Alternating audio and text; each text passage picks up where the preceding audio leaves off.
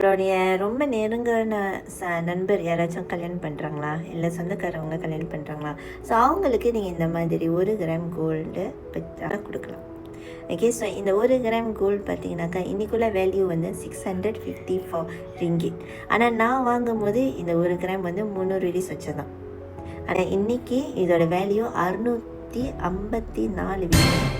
So இந்த மாதிரி gold நீங்கள் 1 கிராம்லேருந்து ஆரம்பிக்கலாம், 1000 கிராம் வரைக்கும் நீங்கள் சேர்த்து வைக்கலாம். மினிமம் ஆரம்பிக்கிறதுக்கு நீங்கள் வாங்க வேண்டிய கோல்டு 100 ரிங்கிட் தான்.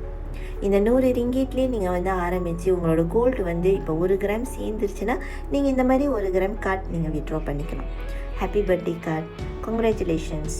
இங்கே யாருக்காச்சும் உங்கள் பாஸ்க்கு நீங்கள் ப்ரெசென்ட் பண்ண போகிறீங்களா, இந்த மாதிரி கோல்டு கார்ட்டை வந்து நீங்கள் வாங்கி கொடுக்கலாம். ஓகே.